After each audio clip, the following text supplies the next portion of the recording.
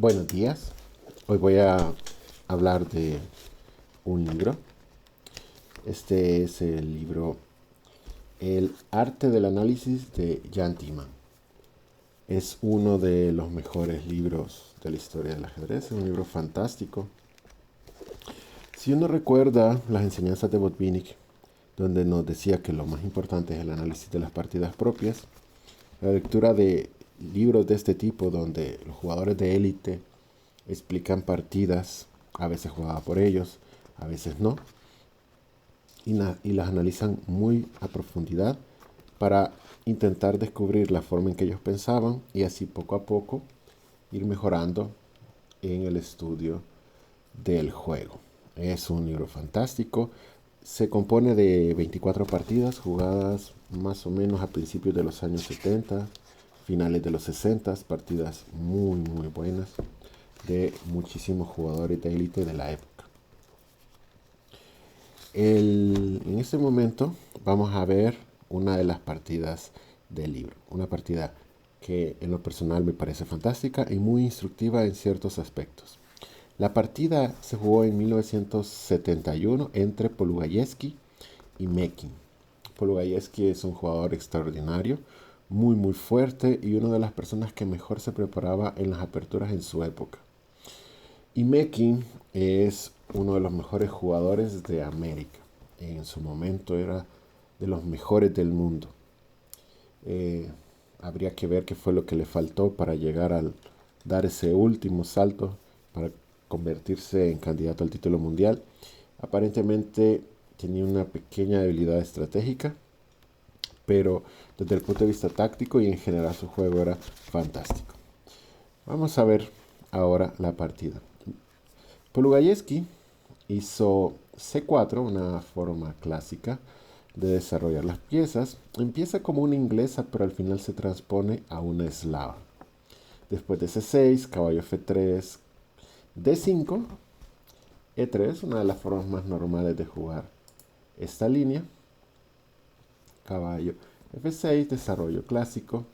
Aquí se puede hacer D4, se transpone al gambito de dama de un solo, pero caballo C3 es una jugada sencilla, muy buena, muy lógica. Aquí la idea siempre es transponer.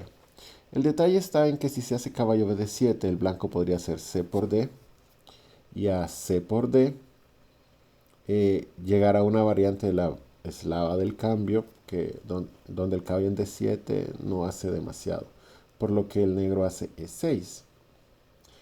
Hay muchas formas de jugar. D4 llega directo a la eslava. B3 es una forma de preparar. La idea de las negras es seguir su desarrollo. Caballo BD7 es por mucho la principal, aunque alfil D6 ya con el peón en B3 es casi igual. Caballo BD7, continúa el desarrollo de las piezas. Alfil B2 y aquí pues la única jugada que se nos puede ocurrir es alfil D6, ya que el alfil va a una diagonal muy activa. En esta posición el blanco se decide hacer D4. Dama C2 podía derivar a las mismas líneas, ya que casi siempre el negro se enroca. Y después de dama de alfil D3 primero, en ese momento torre E8 y el negro está muy bien. De moda se ha puesto un poco la jugada B6 con ideas de sacar el alfil B7. Pero torre 8 es una jugada muy lógica. Y a dama C2, la idea de la preparación de las negras es intentar hacer E5. Ivanchuk, en una partida de él, se decidió hacer H6, una jugada interesante. H6 es muy lógica, pero después del enroque siguió la jugada D por C4, D por C4 y después hizo E5. ese es más o menos el esquema que siguió Iván Chu. En esa partida, Mekin, después de la jugada dama C2, hacen E5. E5 es una jugada muy buena, muy lógica, que pues intenta liberar el juego de parte de las negras. La idea es que el único detalle es que después de D por C, digo C por D5, C por D5, aunque la posición es muy buena, las blancas al tomar en E5 logran que las negras se queden con el peón de dama aislado. Eso no es un problema realmente, lo que pasa es que después de caballo por E5, alfil por E5, pues algunas piezas se han eliminado. Y no hay que hacer lo posible siempre cuando uno tiene el peón de dama aislado, de mantener la mayor cantidad de piezas en el tablero. En ese momento, el blanco hizo caballo E2, una jugada que intenta mantener el control sobre la casilla de 4, una jugada muy lógica. En esa posición se puede intentar hacer D4, una jugada bastante divertida. La idea es que si se toma, pues sencillamente alfil por D4, y si alfil por D4, dama por D4, la torre clava el caballo. Por lo que después del enroque, la dama se quita, quizá a B6, y la posición debe ser totalmente igualada. Si el blanco quiere intentar hacer algo, debe hacer algo como E4 para mantener el peón aislado. Pero el negro tiene posibilidades, hay muchas opciones, incluso jugadas hiperalegres como caballo G4 ya empiezan a molestar las negras. El negro hace dama D6. No es que dama D6 sea mala, es una jugada perfectamente jugable, pero permite que las blancas logren su objetivo de eliminar piezas. Recordemos, si tenemos el peón de dama aislado, entre menos piezas hayan, es mejor para el bando, en este caso de las blancas. Ya han eliminado algunas piezas y aquí las negras pueden jugar agresivo, pueden seguir con caballo G4, una jugada bastante lógica, amenaza mate. La idea es que G3 es un poco pasiva, ya que permite dama H5, ya H4, pues ya se pueden ver ideas como G5, con posiciones interesantes para las negras. Un poco agresivo, pero muy lógico. Caballo G3, pues ya que no se come el peón de H7, se puede hacer H5, una posición interesante para las negras. También se puede hacer caballo F4. A caballo F4 es muy lógico hacer D4, ya que elimina ese peón molesto. Si alfil por F7 jaque, el rey se quita, y a H3 simplemente comemos en E3. Si nos come el caballo, pues dama por F4, la posición debe ser de tablas o igualada.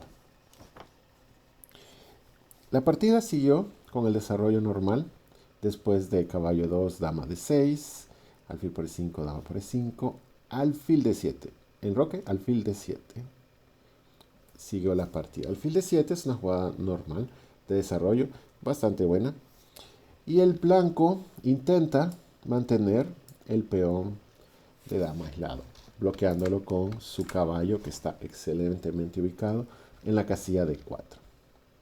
El negro termina su desarrollo, tiene una posición bastante activa, la dama se tiene que mover, dama E2, y aquí dama D6, una jugada no muy, con una idea no muy clara. El blanco, la dama en E2 no está haciendo nada, así que hace dama B2.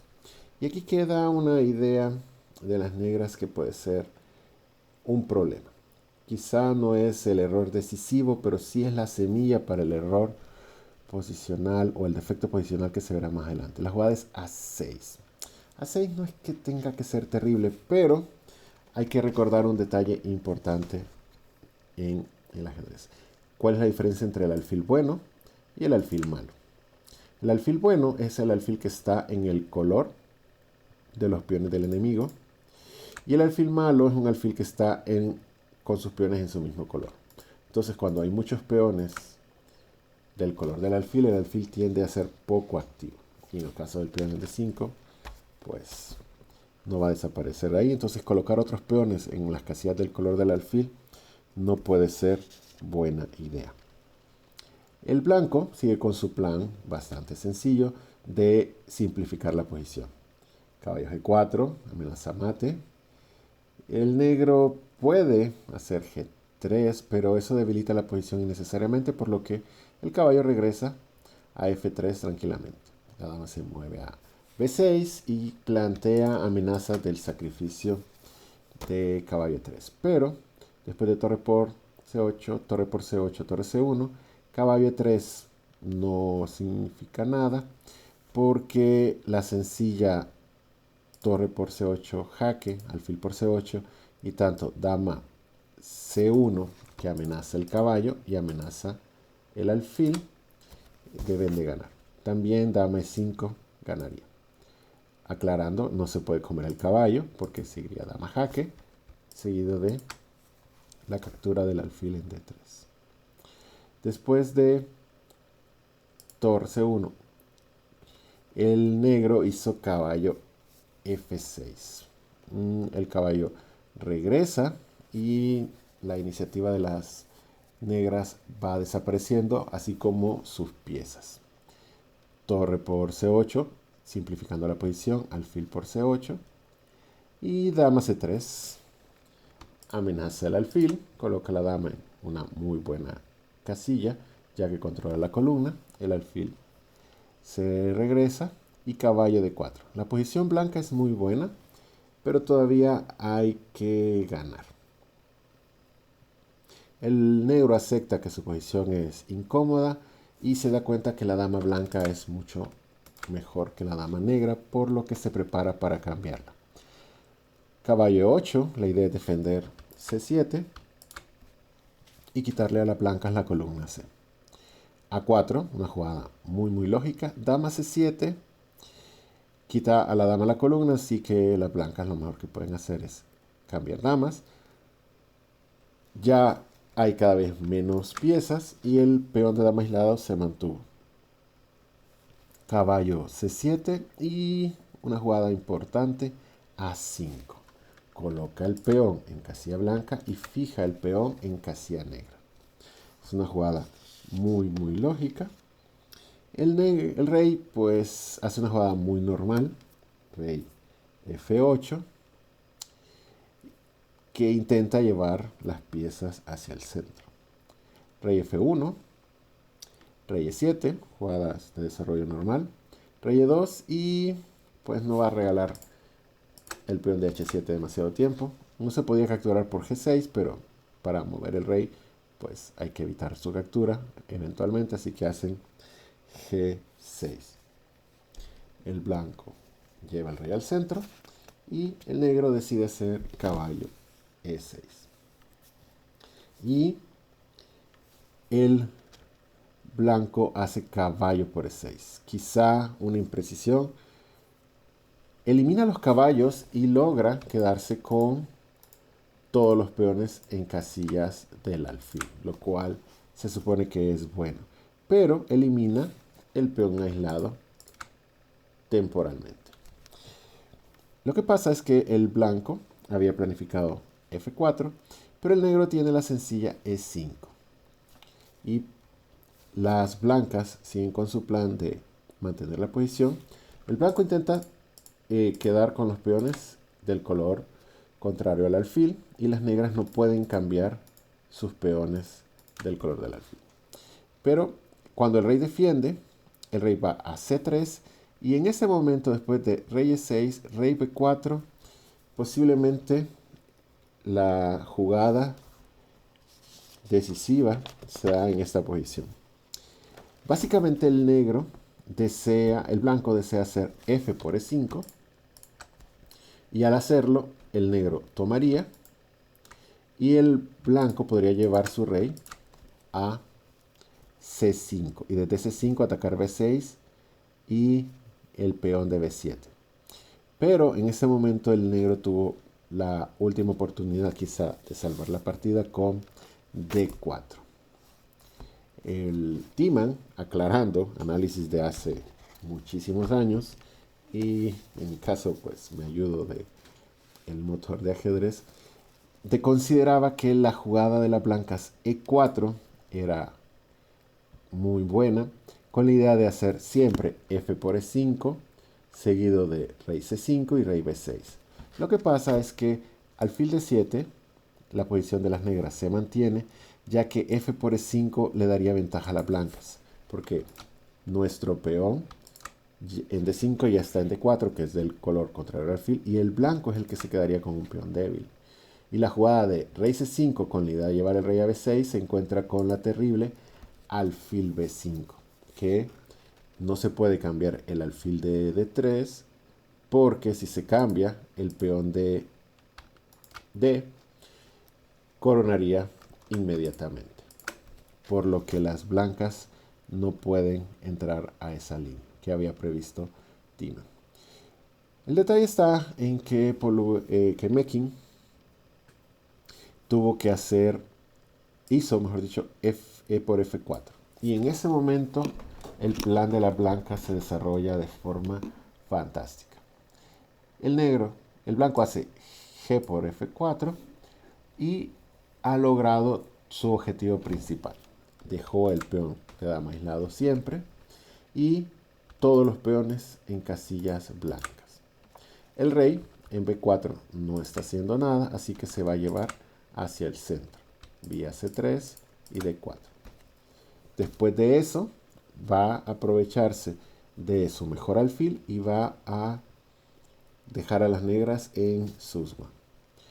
Veamos cómo siguió la partida. Alfil G4, el negro está esperando. La esperanza de él es que nada caiga. Rey C3, alfil F3, colocando el alfil bien. Rey D4, el rey está muy bien ubicado, presionando el peón de D5. Solo que el rey negro lo está defendiendo lo mejor que puede. H4, colocando todos los peones en blanco, todos los peones blancos en casillas negras. El alfil F3, esperando. Y B4. Ya el blanco ha logrado colocar todos sus peones en las casillas ideales. Y ahora alfil H1. Los peones están perfectamente ubicados. Lo que falta es mejorar el alfil. El alfil va a entrar vía E2, G4 y va a empezar a presionar los peones. Alfil E2, el negro simplemente espera. Alfil G2, alfil G4 y aquí ya empiezan a haber ciertos detalles. Se puede hacer alfil C8 y el rey no se puede alejar. Alfil E4, la idea de las negras era que se podían defender, ya que a alfil C8 existe rey C7, amenazando el alfil y defendiendo el peón de B7. El alfil se tiene que quitar, pero puede hacerlo en la casilla E6, ya que el rey se quita. El rey regresa a D6, evitando que el rey blanco entre, pero ya el alfil empieza a presionar los peones G y H. Después de alfil G8, H6 y alfil F7. La posición de las negras es susgua. Todos los peones negros están en casillas blancas excepto el peón de H6, pero no pueden mover. Cualquier movimiento del rey permitiría que el rey blanco entre en la posición o que capture el peón de D5. Y cualquier movimiento del alfil haría caer el peón de D5 o el peón de G6. Por lo que a las negras solo les queda hacer H5 y cerrar los ojos esperando que las blancas no encuentren una jugada que gane. En ese momento es seguro que Polugaevsky ya había encontrado la idea de la jugada que viene, pero hizo algo que es muy importante en el ajedrez de torneo. Recordemos que él tiene un reloj y el reloj se mueve. Entonces, si uno logra hacer un par de jugadas, eso le asegura llegar a controles de tiempo que le convenga, ya que el oponente tiene que pensar. Por lo que hacer jugadas como alfil E8 donde como no presiona el peón de D5, las negras pueden simplemente mover su alfil. Y al regresar a F7, el alfil regresa a E4 y llegamos a la misma posición. Se ha repetido la posición una vez, pero eso no afecta en los planes del blanco, que a conciencia repite la posición para ganar segundos de reloj que le ayuden a pensar con más claridad la posición. Y llegamos a esta posición clásica del ajedrez donde las blancas logran romper con F5, una jugada fantástica. La idea es que si el alfil captura, como fue en la partida, el alfil comería en D5 y lograría un peón pasado.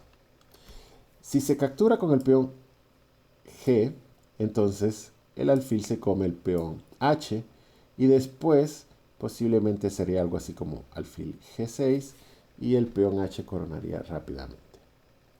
En la partida se hizo alfil por F5 y después de alfil por D5, las blancas tienen un peón pasado que va a avanzar rápidamente. Las negras tienen que defender el peón de B7, por lo que hacen alfil C8, pero después de E4 ya el peón es muy rápido. Rey E7 intentando defender la posición, pero rey E5 y la posición de las negras es totalmente desesperada. Meking, en la desesperación, comete un error táctico, hace G5, que es una jugada interesante, ya que después de la captura obligada viene H4 y el peón de H es muy rápido y no se puede evitar su coronación. Pero todo esto fue calculado por Polugayeski, ya que el peón G también corona.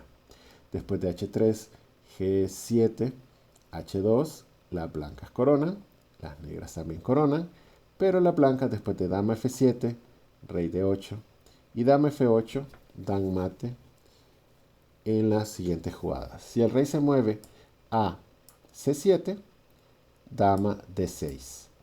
Y si el rey se mueve a D7, pues primero alfil E6 jaque y después a cualquier jugada de las blancas. Si rey C6, dama C5 es mate. Y si rey C7, pues dama D6 es mate. Por lo que después de dama F8, las negras abandonaron. Una excelente partida de Polugayeski, demostrando las cualidades que lo convirtieron en uno de los mejores jugadores de los años 70. Un jugador con grandes cualidades y con una preparación de aperturas extraordinaria. Meking lamentablemente no estuvo a la altura para él, pero siempre se mantuvo como uno de los mejores jugadores de la década de los 70. Todavía sigue jugando, quizá ya no es de la super élite como fue en su momento, pero sigue siendo un jugador con cualidades extraordinarias. Espero que la partida haya sido interesante y eso es todo por hoy. Gracias por su atención.